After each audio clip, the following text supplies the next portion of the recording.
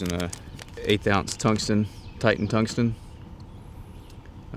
This stuff is so super sensitive. It made a huge difference in my game. The bite was really, really light. And if it wasn't for having tungsten, and especially their brand, because I don't know exactly what they do something a little different, but this stuff is bulletproof. It will not chip. Pairing that up with a 3/0 Gamakatsu EWG hook. These hooks especially, they've got, you look real close on my hand, they've got 3 barbs. The point, and then there's of course the main barb, and then there's 2 itty bitty tiny barbs in between. And it helps pin those fish a little more, because sometimes, I mean, especially when you're fishing in when it's windy and light line and things like that, and that bite is so tough, it's so light and finicky, you really just don't know how good hooks that you're gonna have. So every little bit helps as far as getting those fish pinned. I never lost a fish during tournament. As far as jumping off my line, I had one jump out of the boat, but I fished clean. Never had one get off. Never lost a fish all week, for that matter. Practice during the tournament. That doesn't happen very often, and when that happens, it's a very key to being successful. The other thing I want to say about this hook is it's heavy duty, heavy gauge wire. I was fortunate enough to catch some really big bass throughout the week. Several fish in the 6 to 8 pound class. Never had to worry about that hook straightening out or bending or anything. I almost always use a Palomar knot. It's simple, it's quick, easy, and one of the, if not the strongest knots out there. Doubles the strength of your line right from the very get-go. Always wet your line before you cinch a knot down. Always. Otherwise, when you cinch that knot down, it'll burn your line and you'll create a weak spot.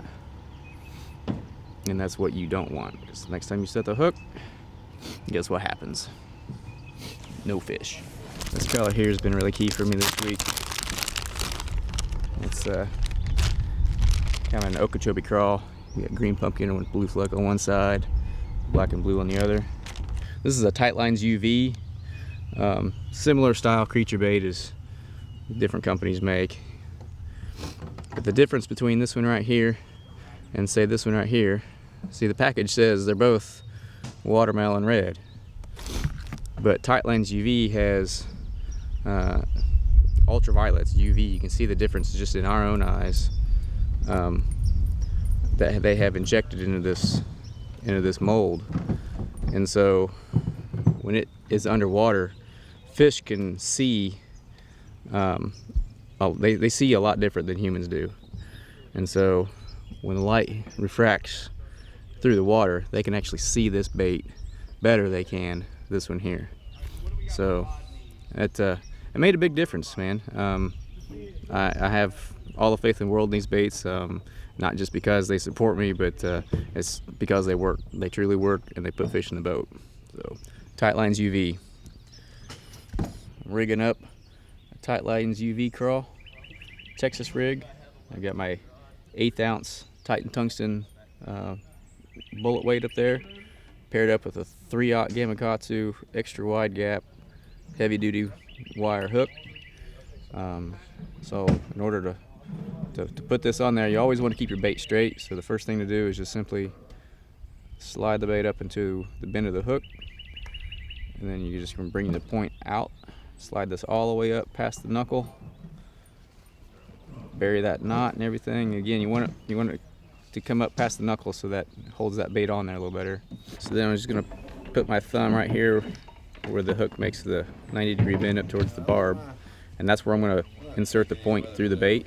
So I'm just going to bend that up a little bit, insert that point of the hook through the center of the bait, there where my thumb was, bring it all the way through.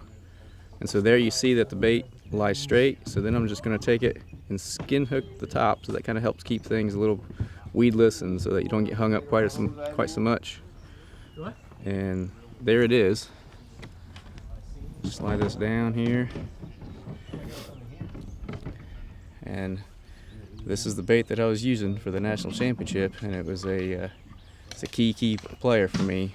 I changed collars depending on how the sun was, and changed sizes of weight depending on how the wind was blowing. The harder it blew, the heavier I had to go.